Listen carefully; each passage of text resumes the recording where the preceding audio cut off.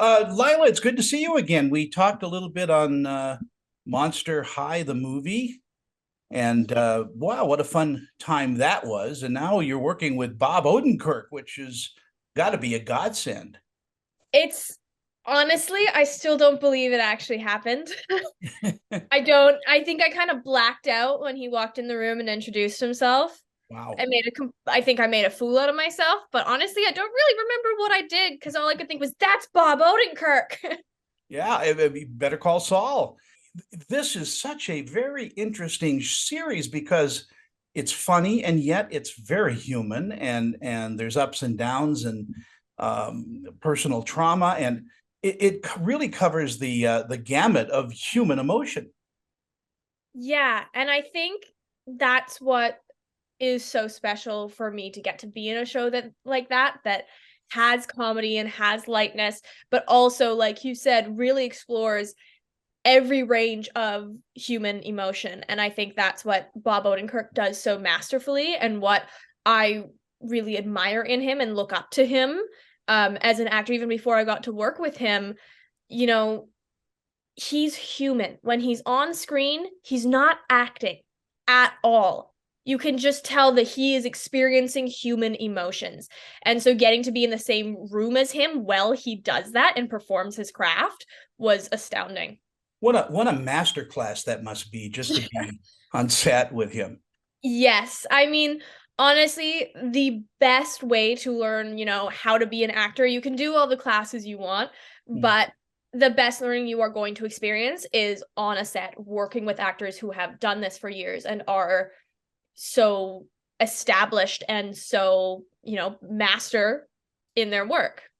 Yeah, but you've done this most of your life. I mean, I go back to the 100 and Date My Dad and things where you've been around incredible actors who really have a wonderful give and take with, the other cast members. Yeah, and I think that's what I've been so lucky with. Um, from the age of, 7, I've been doing this and working with people who are so incredibly not just famous, but famous for a reason. You know, You know, they are so in tune with what it means to be human. And getting to do that from a young age, you would think I would stop being starstruck. I'd be like, okay, I've got this. I'm professional. I know what I'm doing. So far, I haven't gotten there. Each time I work with someone who is so established in the field, I'm just like, okay, play it cool, play it cool. I think I do the same thing. I've been doing this for like 50 years, and I still get, I know Bob, and he is, as you say, I mean, he doesn't really, it doesn't look like he's acting, but he is so deep into his characters that it's just another level of the craft. I don't know how he does it. I hope someday I can achieve even a fraction of what he does. Uh, because it's inhuman almost how he manages to be so real with so many cameras on him. Well, you are in the right business because you're very good. I mean, you get cast, and you know it's not easy to play someone like Gulia, who it's a kid show and you've got to keep it light and airy, but as an actress, I think that you go through those emotions, you want to do something deeper, and when that comes around, you jump at it. Absolutely. And I think what's important as actors is recognizing that every role you do has meaning and has depth and layers. And I don't really do intense analysis on every actor role that I get because I think, you know, I've been using this a lot, but we're humans. We should know how to behave, and you just kind of take the context of what this life you're living in this fake world is and bring that to yourself. Yeah. And I think that's the only way that you can really give all the emotions you need to give, whether it be comedy like Gulia or a really, really intense, dramatic, emotional scene. You have to connect with what you yourself, like what I, Lilah, feel when I'm feeling those feelings. Do you take a role like your character is Ava in this? Do Yes. you take a role because she feels familiar to you, or she is so unlike you that you want the challenge of that? I think as actors, we have to be adaptable. I like playing characters that I relate to because I like, showing pieces of myself to audiences. That being said, I don't want it to be a carbon copy. I want it to be Lilah if XYZ happened to me. Mhm. And so with Ava, I can't give up too much of her character. We definitely have our similarities and our differences. And I think it was the perfect blend of this is Lilah, this is Ava. Mm. Enough to keep it interesting for you, I would imagine. Yes, definitely. And you have been, number one, two, or three on the call sheet, when you're there, those people like you set the tone for the whole cast. And is that the same here with this series? Yeah, I mean, actors have highs and lows in our careers. You're going to be number one on the cast list, and then you're going to be number 112. And the important thing is coming into every set with the same level of humility, whether you are number one or in the hundreds of casts. Mm. And that's what I love about, Lucky Hank is no one there had an ego and no one acted like they were better than someone else. And that's really important on sets. And that I see more in actors that are established. They've learned by that point that you're not always going to be number one. You're not always going to be the big shiny star. And when you are, you need to show respect for everyone on the set. And that's what I really admired about Bob Odenkirk and the other leads on Lucky Hank. Jodie Foster started when she was about 6 or 7, and she has always told me that the first thing you learn is set etiquette. That you can't be the first in line for the catering or the honey wagon and all. Is that still true? I mean, do you have to learn where your place is kind of on a set? Sort of. For me, I'm lucky that I started so young because when you're a little 7-year-old, people kind of just, They tell let you you what be. to do.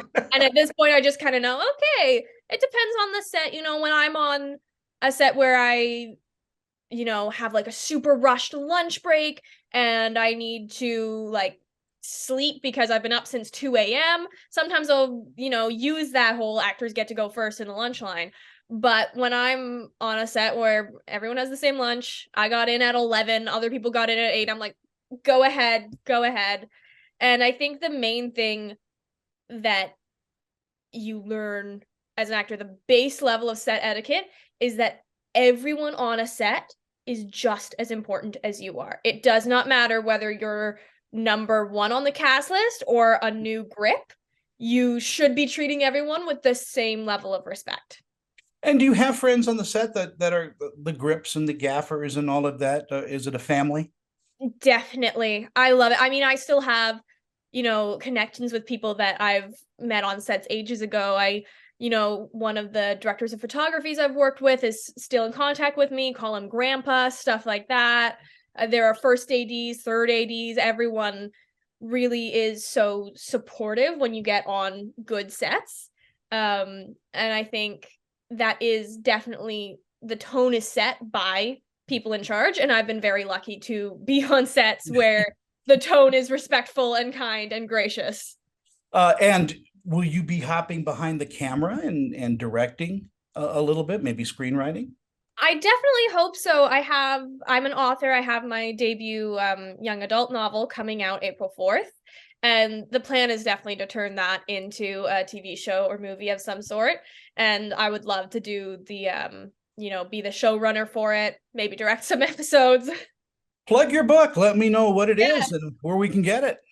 So, Stars and Swashbucklers is a fantasy sci-fi novel for young adults, and it takes place in a future world where Earth has actually shattered, and now it's islands floating between the stars. So people sail the stars like we right now sail the sea. And it follows Anya Marcox, who is an average girl, Mm-hmm. as she learns about this relic that could change the fate of the islands. Wow. And Available everywhere, April 4th. available everywhere you buy your books. Wow. And pre-order will be out soon. We'll make sure we let people know about. Are you going to be doing a book signing and be barnstorming a little bit? Yes, so I'm actually doing a live book launch on April 4th at Chevalier's Books in Los Angeles. There is an Eventbrite link on all my social medias. It's just my name, Lilah Fitzgerald. You can sign up for that. 6 p.m. It's going to be really, really fun. I wish you'd come out here to Salt Lake City and do a book signing. I mean, I definitely love to do a little tour once it comes out, hit up a few indie bookstores, and, really celebrate my book and the fantasy genre. In our last few moments that we have, and gosh, thank you for the time. I know you're busy. Thank you. What are people going to get out of Lucky Hank when they see it? I think what people are going to get out of Lucky Hank is life happens, is at least what I hope people get out of it. That, we are all just doing our best. And sometimes what we had planned so desperately for our lives is not how it turns out.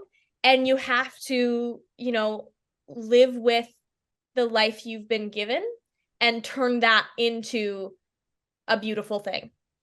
Well, I think that's what everybody would love to see happen in their lives, Yep.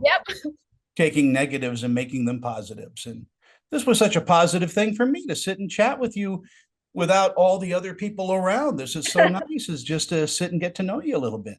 Yeah, thank you so much for doing this. I'm really, really grateful. Oh, it's my pleasure. And again, Lucky Hank is we can watch it on now for AMC, isn't it? AMC, it's debuting at South by Southwest on March 11th, but then it's coming to AMC on March 19th. All right. I hope I get to see you sometime at Sundance up here, and all the best. You were just a marvelous young lady, and I appreciate your time. Thank you so much. Thank you. You take care. Bye-bye.